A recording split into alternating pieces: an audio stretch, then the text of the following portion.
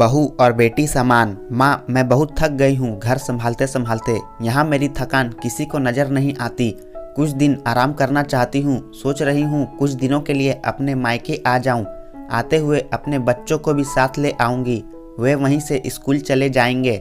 आखिर एक ही शहर में ससुराल और मायका होने का कुछ तो फायदा मिले। प्रिया ने फोन पर अपनी माँ से कहा। संगीता जी ने दूसरी तरफ से कहा, हाँ बेटा, जब तेरी इच्छा हो आ जाना। आखिर ये तेरा भी तो घर है। ठीक है माँ, तो मैं कल ही आ जाऊंगी। प्रिया खुश होकर बोली, हाँ बेटा, कल आ जाओ, मैं तुम्हारा इंतजार करूंगी। अभी मैं फोन रखती हूँ, मुझे मंदिर भी जाना है। कमला जी ने फोन रख दिया और सीधे किचन में गई।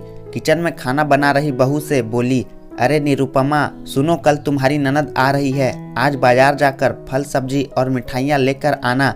बेचारी मेरी बेटी ससुराल में नौकरों की तरह काम करती है और उस पर कोई ध्यान ही नहीं देता। यहाँ आएगी, कुछ दिन रहेगी तो उसका मन और तबीयत अच्छे रहेंगे। सास के मुंह से ऐसी बात सुनकर निरुपमा का चेहरा उतर गया।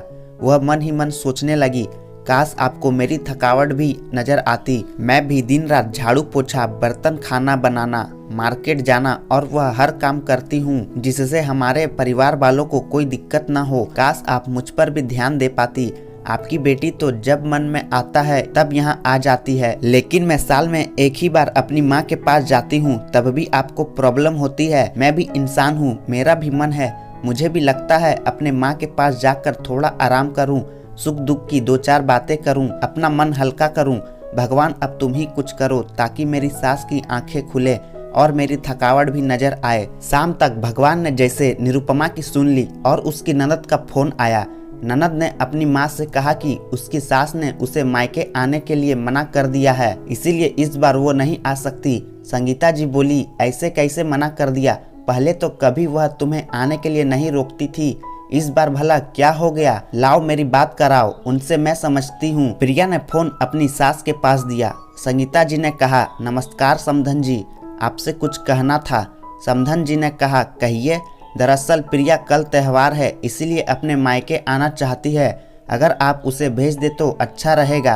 प्रिया की सास ने कहा, देखिए समधन जी, आपकी बेटी मायके जाकर रहे, इस बात के लिए हमने उसे कभी नहीं रोका और इस बात से हमें कोई प्रॉब्लम है भी नहीं। कुछ दिनों पहले मैं अपने रिश्तेदार के शादी में गई थी। वहाँ आपकी बहू निरुपमा की माता जी से मिलने का मौका मिला।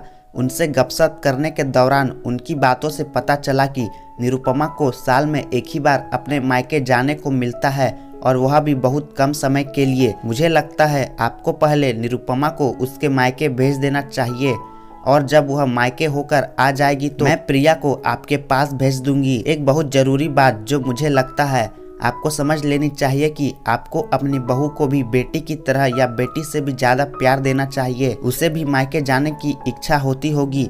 हो सकता है प्रिया के वहां आने से उसकी आव भगत करने के लिए आप उसे उसके मायके नहीं भेजती होंगी, या फिर वह आपसे कुछ कहने से भी डरती हो। अगर आप उसको घर में ही कैद रखेंगी तो एक दिन ऐसा आएगा जब वह आपके खिलाफ बोलने लगेगी, फिर वह आपकी सुनेगी भी नहीं और जब चाहे तब अपने मायके जाएगी। ऐसी परिस्थिति आए, इससे अच्छा है कि आप ही कुछ बदलाव अमल में ले आए जिससे आपका रिश्ता और रिश्ते की मिठास खराब ना हो। संगीता जी को अपने समधन के हर एक शब्द में सच्चाई नजर आई।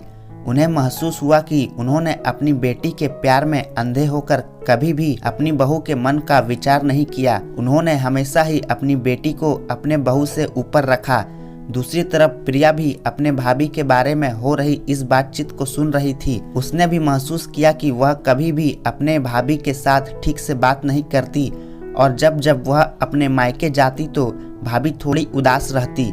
संगीता जी ने अपनी बहू को बुलाया और कहा कि निरुपमा कुछ दिनों के लिए प्रिया नहीं आने वाली है, इसलिए तुम पहले अपने मायके होकर आओ। यह सुनते ही निरुपमा का चेहरा खिल गया, क्योंकि यह पहली बार था जब उसकी सास ने सामने से उसे अपने मायके जाने के लिए कहा था। अगले दिन निरुपमा अपने मायके गई और इस बार एक दो दिन नहीं, पूरे एक हफ्ते भर रह कर आई। अपने माँ बाप से, अपने रिश्तेदारों से मिलकर आई और जब वह लौट कर आई तो उसका चेहरा खिला हुआ था, उसकी आंखें चमक रही थी। निरुपमा के आने के बाद प्रिया भी अपने मायके आई और इस बार वो खुद सामने से अपनी भाभी से खुशी खुशी मिली और अच्छे से बात की। प्रिया ने अपनी माँ से बात करके उन्हें भी अच्छे से समझने में मदद की कि वह कहीं न कहीं निरुपमा के साथ गलत व्यवहार कर रही थी। दूसरी तरफ निरुपमा भी ससुराल वालों के बदले रवैये से बहुत खुश थी। अब वह खुशी खुशी सबका ध्यान रखती और हर काम प्यार से करती। वह ध्यान रखती कि कोई भी ऐसी बात या काम न करे जिससे घर में तनाव का माहौल पैदा हो। संगीता जी अपने बहू को खुद ही समय समय पर मायके भेज दिया करती। एक छोटे से बदलाव ने सास बहू और भाभी ननद के बीच की